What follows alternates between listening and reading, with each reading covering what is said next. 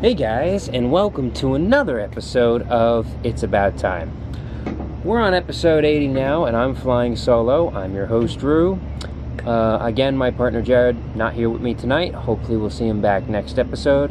Tonight I wanted to show you some examples of what we call watch customization and certain brands that do it best based on interchangeable parts. So this episode again is called Customization and Interchangeable Parts. Before we get to that, I'm going to go to the segment of What's on the Wrist. Well, tonight I have my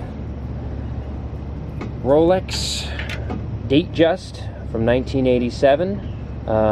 Little history of it is 1987 was actually the first year, this is with the blue dial, that it came out with a sapphire crystal and the quickset date both together. And up until 1986, it was actually done with acrylic crystal. So 87 and onwards, sapphire was automatically included in the price that you bought with the new watch. So this watch is about 31 years old. I have had it for about 10 years. It is probably my second favorite watch at this point in my collection. So it's been with me a long time. And actually, I'm going to be doing something very special with this watch. Actually, tomorrow I will see Matt, who you saw on last episode, in episode number 79, on how to fix a Rolex. And he is going to be doing a customization to this watch for me. And which brings me to what the show is about tonight. Now, there are several different ways you can customize a watch. And there are several different brands that do it best. If you ever watch the Home Shopping Network or Evine or anything like that, you know one of the companies that are known for doing it the most is Invicta. And that's one of the unique things that I do like about Invicta, is the fact that they are customizable. They have certain things such as push pins on the back of each watch, which I'll show you right over here. The new pins, this is an old pin, but the new pins actually have a lever over here. When you pull it, it automatically takes out the band. So you don't have to actually get a watch tool like I would normally have to do to press out these pins to change the watch band. And what that does is it allows you to customize the watch to different straps. And that's what they do most frequently on the show, because that's what they're known for. Invicta is all about customization and accessibility. So you can, if you're wearing red or you're wearing black, it's very easy to customize your watch, because they'll give you a watch and then they'll give you a black strap, red strap, blue strap, green strap, and yellow strap. So whatever color you're wearing, you can customize that. You see a lot of women do that more than men. But that's one of the most customizable brands pretty much on the market. Outside of Invicta, you would have to go and actually get it customized by a watch jeweler themselves. And there's the most common way you customize a watch, like I said before, is basically the band type.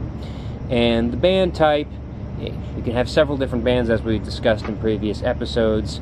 This is a pretty good example. Two very similar watches and two very different bands. You have the regular stainless steel band over here with the interlocking clasp, and you have the mesh band over here. All this is pretty much a different band, and over here is a different bezel. It's pretty much the same watch outside of the band and the bezel. And these are the most two frequently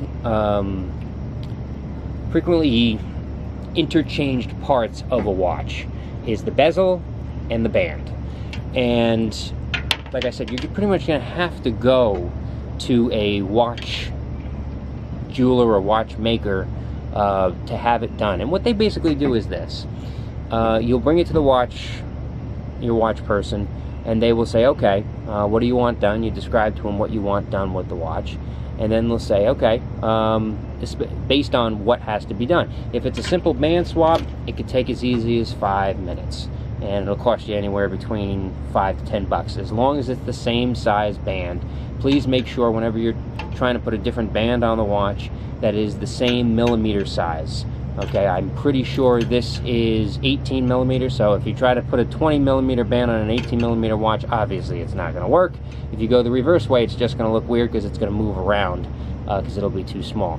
So make sure you have the correct band size that you're doing it with. If it's anything else outside of a watch band, it's going to have to be done out of house. Most watchmakers, I'd say 99% of all watchmakers, what they're going to have to do is they're going to take the customized part and they're going to send it to a factory, either in Georgia, Texas, or California, especially if you live in the US, as I do here in New Jersey. And what that's basically going to do, and they're going to take about 3 to 4 weeks to customize the watch how you want to. So let me give you an example of what was done when I brought mine to Sergio, which was one of my watchmakers, and at Fast Fix Jewelers. And basically, this is what we basically did, okay? In the 1980s, Concord came out with the watch, the Mariner, which was very popular, especially among the elite. And this was the way it looked. And that's its classic look. You have the 18 karat gold and stainless steel band along with the face, which is silver. Okay, I had this watch for a while and I said, okay, this is such a beautiful watch. What could I do to really make it stand out? Because it did come in a myriad of colors. This one right here is a different version of that watch. Okay, this is the black IP plated and 18 karat gold version of the watch. So you do have the black on gold and you have the stainless steel on gold. Notice the black face as opposed to the silver face. So basically what you have here, and you can interswap these dials. If I wanted to put this black face on this watch and the silver face on this watch, I could, but I couldn't do it without the help of a watchmaker. If you want a watchmaker to do just a dial swap, you should be able to do it for you. Most watchmakers can do that in-house. If you want a certain particular color, as an example number 3, which it is not made in, okay, then you would have to have it sent out. So this one was made in a maroon red color. So you can see the difference between the silver and the maroon red. And either of these 3 places that I just mentioned, in Georgia, California, and Texas, are the 3 most popular for customization of dials and customization of bezels. So basically, what they're going to do is they're going to take 3 to 4 weeks to customize the dial the way you want them to customize it. In this case, I wanted it a maroon red. Please realize it could take longer. Based on these factories that are out in these states do get backed up, and a lot of custom projects do take a lot of time and will cost you a decent amount of money. When we talk about money, a dial change, a color change of a dial, could cost anywhere between $150 and $350 if you're going to have it done. If you bring it to the manufacturer for a specific custom request, they're going to actually charge you probably double that. I think Rolex, if you want a different dial, it's going to cost you anywhere between $500 and $800 just for a different dial color.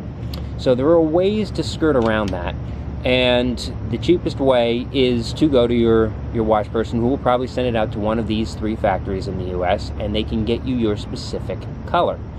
And that is the most economical way of getting this type of customization done. If you're just looking for a color change, most of the time you can get any of these types of dials done. You could actually find them on eBay, okay? Especially if it's Rolex dials or Omega dials, which are some of the most common. You can find these types of dials on eBay for anywhere between $100 and $200 if you're looking for a certain color. I know Rolex dials come in all different customization dials, so you can find one. Just make sure, again, that it is the correct size for your watch, because you want to be making sure you're dealing with apples to apples. And you don't want to get the wrong size, because then you have to return it and go through the whole return process.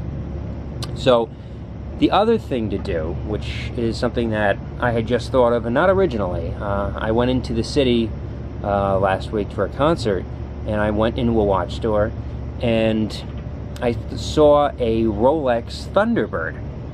and I really liked the way it looked. And it's not something you see very much. It was popular more in the 1950s, 1960s, so it's more of a vintage to pre-owned piece that really, there's not a lot made, especially in today's day and age. But I was thinking about it, and I said, well, I could spend $4,800 for a Thunderbird, which I was actually planning on doing at one point. And then I thought to myself, I said, is there another way around this? And the great thing about Rolex, even though they're expensive, and even though, you know, it is expensive to fix them, the great thing about them, they are like Invicta in one specific area. They do like to customize their parts. Therefore, I took my Datejust, my 1987 Datejust, and the only thing that really separates the look of a Datejust and the Thunderbird is the bezel. Again, this is something that can be done in-house. You don't have to send out for it if you can get the piece. So what I did was I went on eBay and I bought the 18 karat gold, solid gold bezel, which is the Thunderbird bezel for this model. And all you have to do, all the watchmaker's going to have to do, I'll bring it to Matt tomorrow, and hopefully I'll have this for the next episode so everybody can see it. But all you're basically going to do is he is going to take this bezel, and I'm actually going to put a knife under it, and he's going to wedge it out, because this is what's holding the sapphire crystal and the water pressure on right here. And he's going to wedge this bezel out. He is then going to put this bezel over it, and it should look very similar to that look the next time I see you with this watch. Again, I had to make sure it was the specific model that would fit this, and because that is the key to all customization. If something is just off, it will not fit right, therefore it will not seal correctly, therefore you're open to getting water in the watch. So you have to double check anything, especially if you're going to do it yourself and have the watchmaker just swap it out for you. Keep in mind, if you go to the watchmaker and you have them order you the part and you have them do everything for you, it's going to cost you a lot more money, because he has to then go to the correct channels to get the correct parts, and the parts are going to cost you money, and the labor time is going to cost you money, and any problems will cost you money that he may have in swapping out that piece for you.